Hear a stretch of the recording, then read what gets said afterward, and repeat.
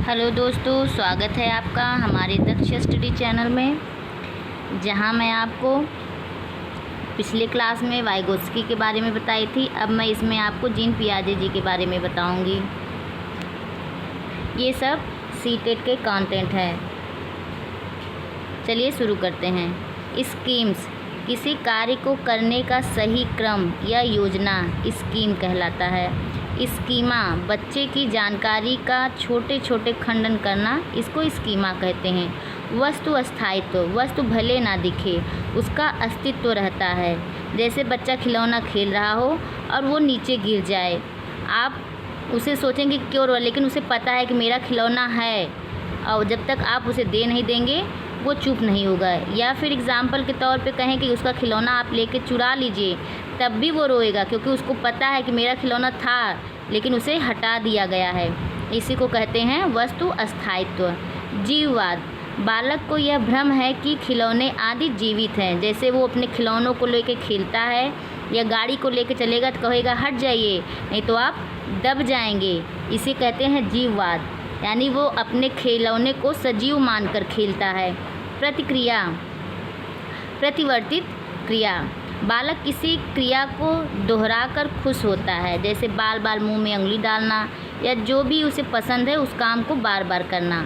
संरक्षण का अभाव, आकृति में थोड़ा भी बदलाव होने पर बालक मूल को भूल जाता है। जैसे आप वह को क बना देंगे तो वो भूल जाएगा कि वह भी था पहले। अविलोम्यता, शुरुआती बिंदु से आगे चले जाने पर बालक वापस नहीं लौट पाता है। जैसे गिलास से आप बाल्टी बना दीजिए तो वो फिर भूल जाता है कि बाल्टी बना कैसे। पहले तो गिलास था लेकिन उसे ये नहीं याद रहता है कि गिलास से ही बाल्टी बना है। संगठन, जानकारी को व्यवस्थित करना, यानी कई चीज़ों को एकत्र करना।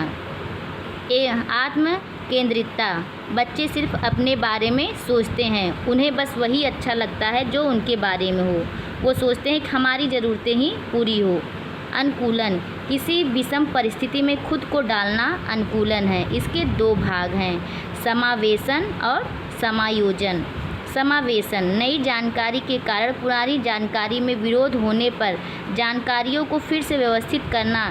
जैसे सिर्फ कौवा काला होता है और वह सामने वाले बालक का बाद में कोयल को देखने पर विरोधाभासी स्थिति में आवाज़ पर अंतर करना, क्योंकि उसे पता था सिर्फ कौवा काला होता है लेकिन कोयल भी काली होती है। लेकिन जब वो आवाज़ सुनता है तो कौवे और कोयल में उसे विरोधाभास होता है कि दोनों काले हैं लेकिन आवाज़ क्यों अलग है।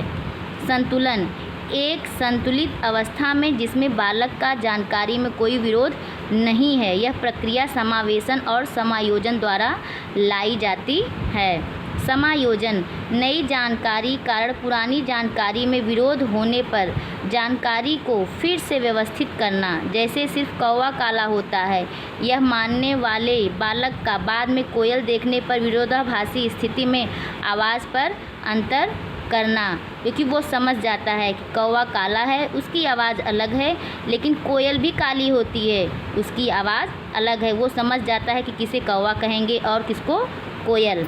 इसे कहते हैं समायोजन। सामाजिक संचरण, बच्चे स्वतः वातावरण में समान में सक्रिय होकर सीखते हैं।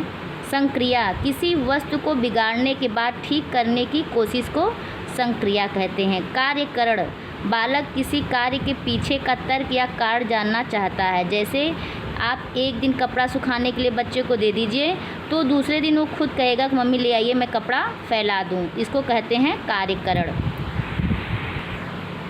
पियाजे के सिद्धांत, हम पियाजे के 3 प्रमुख सिद्धांत का अध्ययन करेंगे। संज्ञानात्मक विकास का सिद्धांत, नैतिक विकास का सिद्धांत और भाषा विकास का सिद्धांत। संज्ञानात्मक विकास का सिद्धांत, सिद्धांत की प्रमुख अवधारणाएं। मानव शिशु जन्म से ही वातावरण की अनिश्चितता को दूर करने के लिए अनुकूलन करता है। संज्ञानात्मक असंतुलन की स्थिति में समायोजन और समावेशन द्वारा फिर से संतुलन बनता है। संतुलन सिर्फ पूर्व अनुभव पर नहीं बल्कि शारीरिक परिपक्वता, स्नायु मंडल, संवेदी अंगों तथा पेशी अंगों के विकास पर भी निर्भर करता है। साम्य धारण से ही संज्ञानात्मक विकास की अवस्थाएं बनती हैं। सिद्धांत की प्रमुख बिंदु ए, किसी भी अवस्था का ना तो क्रम बदला जा सकता है, ना ही कोई गुण, उनके सभी चरण स्थिर हैं। किसी भी चरण के गुण दूसरे गुण में नहीं पाए जाएंगे। जैसे ये कहीं एक शैशवावस्था पहले बाल्यावस्था आ जाए, ऐसा नहीं होगा। हमेशा शैशवावस्था के बाद ही बाल्यावस्था आएगा, और बाल्यावस्था के गुण ना तो शैशवावस्था में मिलेंगे और शैशवावस्था के गुण बाल्यावस्था में नहीं मिलेंगे, क्योंकि क्रम भी निश्चित होता है और गुण भी दूसरे में नहीं पाए जाएंगे। पियाजे के चरण जरूरी नहीं है कि उनके द्वारा बनाए गए उम्र में ही शुरू हो। गुणों के बारे में भी यह सही है। पियाजे के सिद्धांत में बालक वातावरण की सक्रिय खोजबीन करके सीखता है। पियाजे का यह सिद्धांत उनकी एक बेटी और उनके भतीजे के अध्ययन पर मुख्यतः आधारित है। संज्ञानात्मक विकास के चरण। संवेदी पेशी अवस्था, इसमें निम्न विशेषताएं आती हैं। प्रतिवर्ती क्रिया जैसे चूसना, निगलना इत्यादि। अनुकरण जैसे पा, माँ, बा बोलना, यानी कभी कभी आप ऐसा भी देखने के लिए मिलता है कि आप जो बात बोलते हैं आपका बच्चा वही बात दोहराता है। मूल प्रतिवत्यात्मक व्यवहार जैसे हंसना, रोना इत्यादि, इसे कहते हैं प्रवृत्त्यात्मक व्यवहार। मूल प्रवृत्त्यात्मक व्यवहार। वस्तु अस्थायित्व जैसे खिलौना गिर जाने पर ढूंढना, जैसा कि मैंने आपको पहले ही बताया है। इंद्रिय आधारित अधिगम, ज़्यादातर उन्हीं अधिगम को बच्चों को कराना चाहिए जो इंद्रिय आधारित हो, क्योंकि बच्चे उसमें सक्रिय होते हैं। लक्ष्य उद्दिष्ट व्यवहार के शुरुआत। कल्पनात्मक खेल, स्मृति आधारित अधिगम, ये संज्ञानात्मक विकास के चरण हैं। पूर्व संक्रियात्मक अवस्था, पियाजे ने इन्हें दो भाग में बांटा है।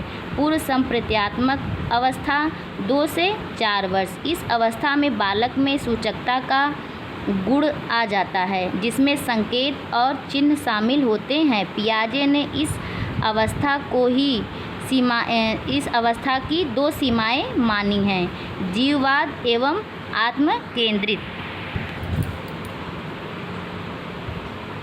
अंतःदर्शी विधि 4 से 7 वर्ष। इस अवस्था में निम्न गुण पाए जाते हैं: संरक्षण का अभाव, अपलटावीपन, क्रम, गिनती, वर्णमाला इत्यादि की शुरुआत, केंद्रीकरण।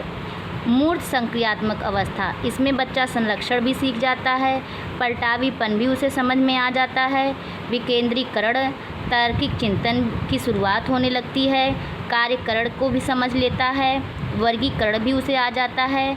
वर्गीकरण का मतलब कि कौन सी वस्तु किस में रखनी या कौन सी किस श्रेणी में आती है। श्रृंखला भी, क्रम, परिपक्व, ये सब उसे समझ में आ जाता है। औपचारिक संक्रियात्मक अवस्था, अपसारी चिंतन परिपक्व हो जाता है, तार्किक चिंतन भी परिपक्व हो जाता है, संकलनात्मक चिंतन, वस्तुनिष्ठता तथा वास्तविकतावादी चिंतन, ये औपचारिक संक्रियात्मक अवस्था हैं। नैतिक विकास का सिद्धांत। विस्मांगी परायत नैतिक यथार्थवाद अवस्था 5 से 9 वर्ष।